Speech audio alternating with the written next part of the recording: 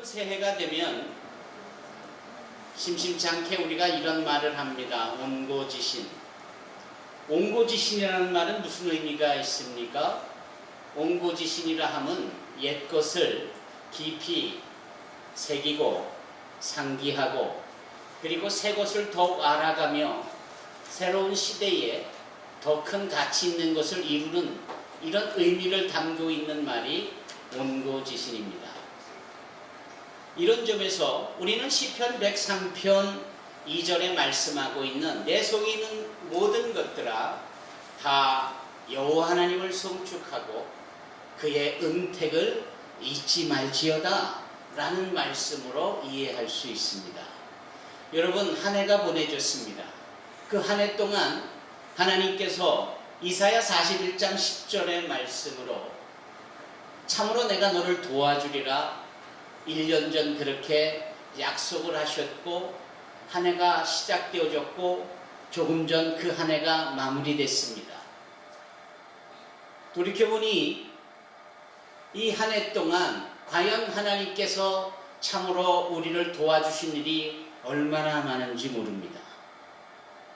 우리의 10손가락으로 다 셀 수 없을 만큼, 아니 기록을 해보면 그거보다 훨씬 더 많을 만큼 그렇게 하나님은 우리를 도우시고 여기까지 인도하셨습니다. 그 사실을 우리는 늘 기억하여야 합니다. 그 사실에 우리는 늘 감사하여야 하고, 그렇게 여기까지 인도하신 에베네셀의 하나님이시기에 이후에도 새롭게 시작되어지는 2019년 이해에도 전에보다도 더 크고 놀라운 은혜로 하나님께서 도와주실 것에 대한 기대감이 있고 소망이 있고 확신이 들어야 한다, 이 말씀입니다. 부디 이 첫 시간에 온고지신에 대한 신앙적 이해와 삶에 대한 적용이 있기를 주님의 이름으로 축원합니다. 사랑하는 성도 여러분, 오늘 이 자리에 하나님께서 함께 계시는 가운데 우리에게 첫 해, 첫 시간에 첫 말씀을 주시기를 항상 하나님의 은혜 가운데 있으라 라고 말씀하세요. 이 부분에 있어서 정말 우리가 새해에 대한 소망이 있는데 그 소망을 잇는 가교의 역할을 하는 것이 무엇이냐? 바로 하나님의 은혜다, 이 말씀입니다.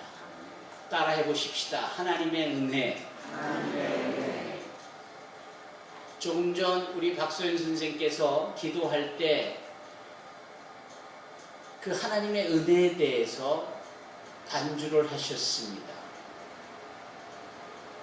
그 노랫말을 여러분 기억하시죠? 아, 하나님의 은혜로 이 쓸데없는 자 왜 구속하여 두는지 난 알 수 없도다.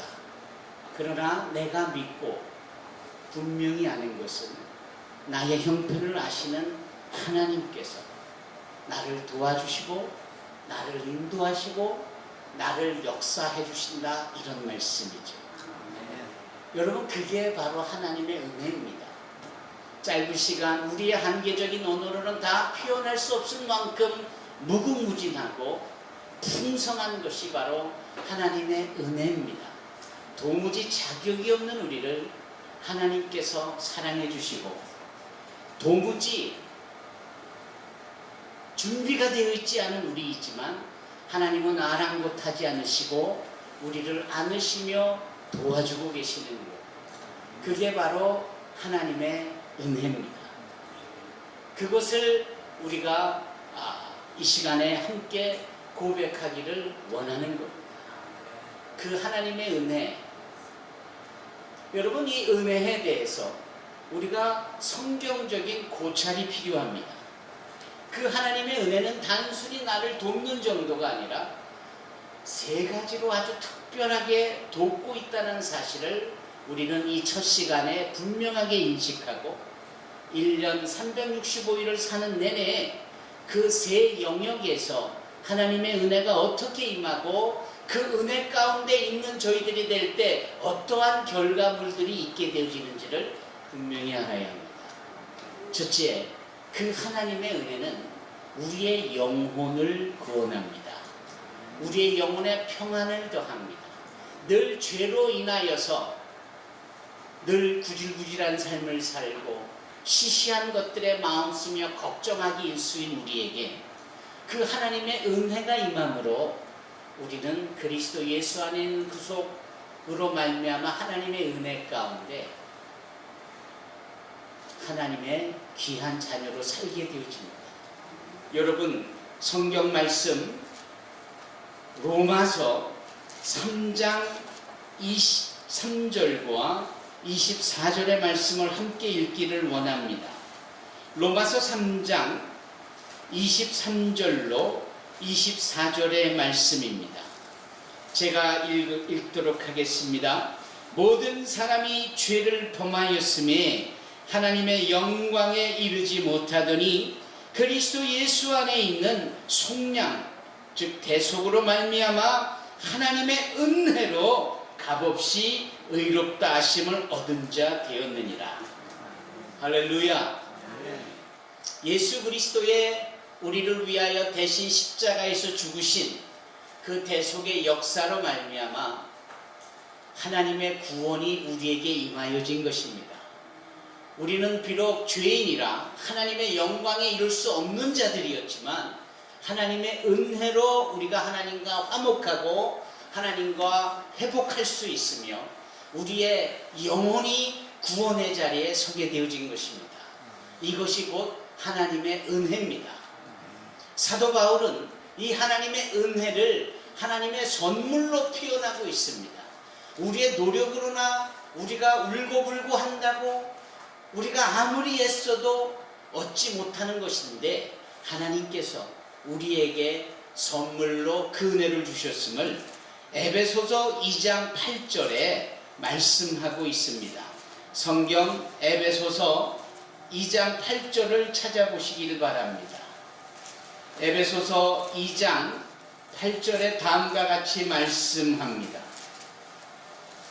너희는 그 은혜에 의하여 믿음으로 말미암아 구원을 받았으니 이것은 너에게서 난 것이 아니요 하나님의 선물이라. 아멘. 우리 다 같이 한 번 더 읽겠습니다. 너희는 그 은혜에 의하여 믿음으로 말미암아 구원을 받았으니 이것은 너희에게서 난 것이 아니요 하나님의 선물이라. 아멘. 하나님의 선물로 주어진 이 은혜, 이것이 얼마나 크고 놀라운지요. 우리는 엊그저께 주일 예배 때 마태의 간증을 보았습니다. 마태복음 9장 9절로 13절의 말씀으로 자기가 죄인인 것 분명히 알잖아요. 모든 사람이 자기를 손가락질하고 세리라는 그 직업이 곧 죄인임에 이 세리인 마태조차도 자기가 죄인인 걸 너무나도 잘 알고 있습니다. 그런데 예수님께서 세리인 마태가 있는 세관원에 찾아와서 그 세관에 앉아있는 마태 보고 뭐라 말씀합니까? 나를 따르라 라고 하시며 당신의 제자 삼겠노라고 이 죄인된 자를 그렇게 주님께서 먼저 부르시며 그를 품으시잖아요. 이게 얼마나 감사하고 이게 얼마나 놀라운 일인지. 더 나아가서 주님께서는 그 죄인의 집인 마태의 집에 들어가 그곳에 모여진 또 다른 세리들, 죄인들이죠. 많은 죄인들과 더불어 함께 식사까지 하시며 그들과 동일한 입장에 계시는 사랑을 베풀고 있습니다. 그 일에 감동이 되어진 마태가 그 9장 하반절부터 자그마치 마태복음 28장까지 자신의 죄인된 자를 아랑곳하고 찾아와 불러주시고 함께 주시는 그 주님의 사랑에 너무나도 감격하여 그 주님의 마지막 유언과 같은 대인령까지 써내려가고 있지를 않습니까? 여러분, 은혜를 받은 자가 바로 이러한 모습이어야 합니다. 주님께서는 정말 부족하고 무지하고 죄악으로 인하여 얼룩져 있고 더러운 영혼의 모습을 한 우리를 찾아와 주시고 우리를 안으시고 우리를 당신의 자녀로 삼으시며 그 은혜를 계속하여 우리에게 물붓듯 부어주고 계십니다. 그런 주님과 더불어 새해를 맞이하니 늘 영혼이 잘 될 수 있는 저와 여러분이 될 줄로 믿습니다. 주님의 생명과 그분의 구속, 대속, 속량해 주신 그 은혜로 인하여 내가 하나님의 자녀가 되었으니 그 자녀답게 살아야 하지를 않겠습니까? 우리 하나님이 주신 그 은혜 안에 거한다라는 것은 이 영적으로 잘 되는 것뿐만 아니라 육적으로도 잘 되는 겁니다. 우리 고린도후서의 말씀을 한번 찾아보십시다. 사도 바울이 고린도에 두 가지의 편지를 썼지요. 처음 편지가 고린도전서요. 두 번째 편지가 고린도후서입니다. 고린도후서 8장 9절에 따르면 다음과 같이 기록이 되어 있습니다. 찾으셨으면 저와 함께 읽으시기를 바랍니다. 고린도후서 8장 9절 말씀. 우리 주 예수 그리스도의 은혜를 너희가 알거니와 부요하신 이로써 너희를 위하여 가난하게 되심은 그의 가난함으로 말미암아 너희를 부요하게 하려 하심이라. 아멘. 한 번 더 읽어볼까요? 시작. 우리 주 예수 그리스도의 은혜를 너희가 알거니와 부요하신 이로써 너희를 위하여 가난하게 되심은 그의 가난함으로 말미암아 너희를 부요하게 하려 하심이라. 예수님의 은혜는, 하나님의 은혜는 우리를 부요케 하는 것입니다. 우리가 가난에 쪄들어 경제적으로 어려운 투성인 녹록지 않은 삶을 그렇게 힘들게 사는 것을 주님은 원치 않으십니다. 주님께서는 새해 여러분들이 복을 많이 얻고 주님의 은혜 가운데 거함으로 말미암아 이렇게 영혼이 잘 되는 것뿐만 아니라 경제적으로도 육적으로 부유한 삶을 살기를 원하십니다. 주님께서 그런 부요케 하셔 주시려고 주님의 은혜가 우리에게 부어졌음을 사도 바울은 그 은혜의 가치를 제대로 모르는 고린도 교인들에게 분명하게 defining, 정의하고 있습니다. 우리 하나님의 은혜는 우리를 부요케 하는 은혜이다. 따라서 우리는 항상 하나님의 은혜 가운데 있어야 하지를 않겠습니까? 우리가 하나님의 은혜 가운데 있다라는 것은 모두가 힘들다라고 할 때 우리는 그 힘듦을 모를 만큼, 모두가 다 어렵다라고 할 때 오히려 우리는 여유롭게 사람들을 도울 수 있는 자리에 있을 만큼 그렇게 부요한 자리에 서게 되는 줄로 믿습니다. 사랑하는 성도 여러분, 예수 그리스도의 은혜로 말미암아 이렇게 부요케 되시기를 주님의 이름으로 축원합니다. 아멘. 우리 주님의 은혜에 대하여서 우리가 그 은혜 안에 거할 때에 선물로 주신 그 은혜로 말미암아 구원에 설 수 있는 영적인 은혜를 얻고 또한 경제적으로 부요케 되어지는 은혜를 얻게 되어진다는 사실입니다.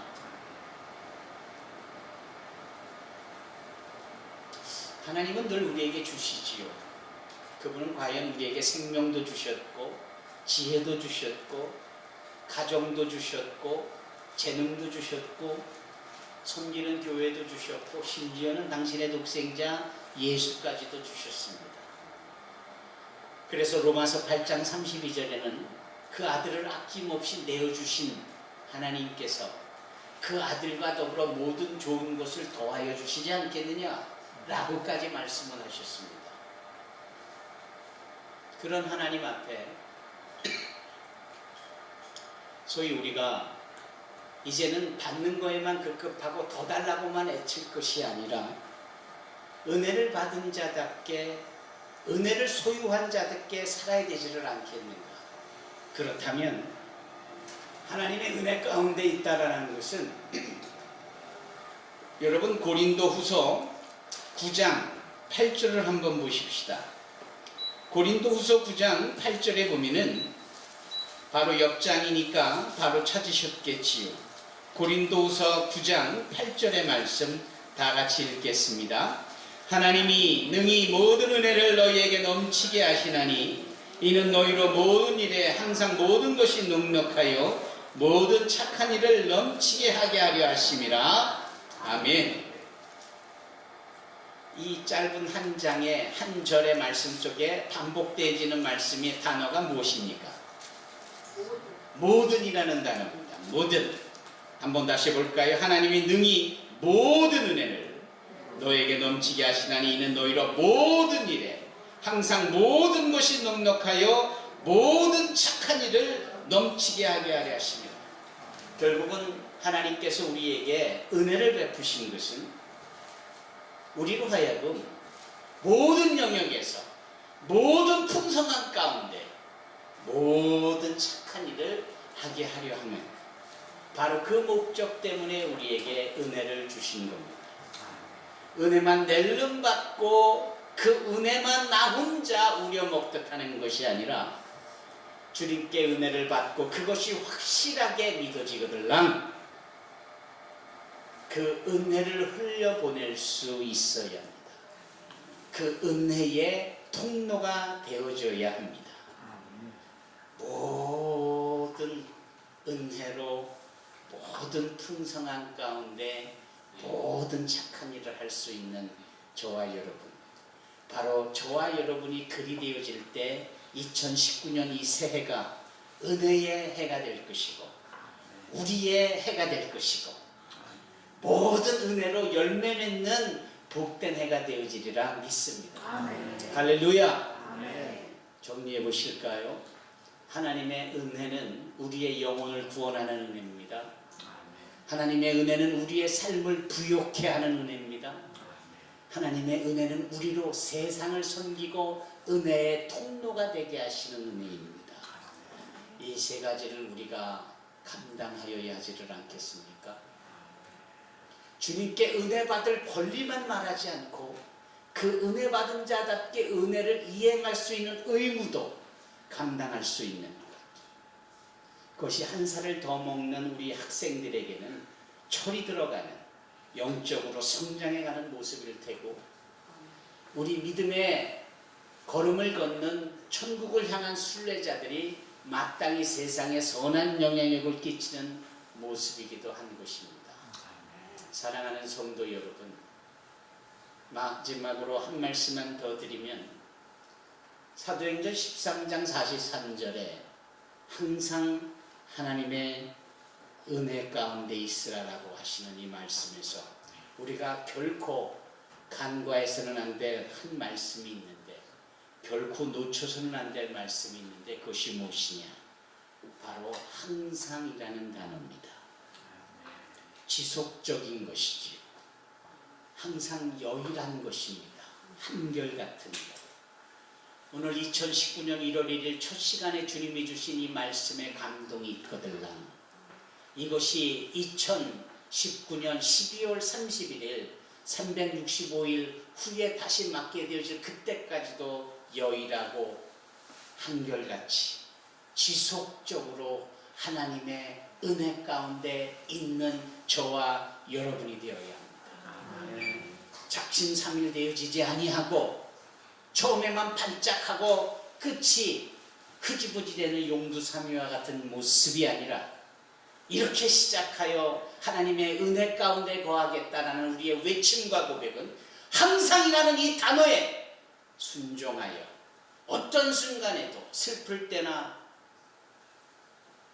즐거울 때나 괴로울 때나 행복할 때나 산꼭대기에서 야호라고 외치며 승리를 만끽할 때나 저 깊은 계곡에서 마치 실패하여 추락해버리고 바닥을 치는 그런 현장 가운데서도 한결같이 항상 하나님의 은혜를 구하고 하나님의 은혜 가운데 거할 수 있는 저와 여러분이 되어야 될 줄로 믿습니다. 아멘.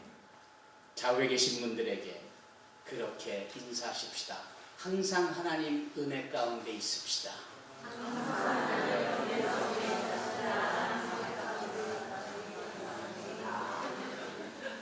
기도하십시다.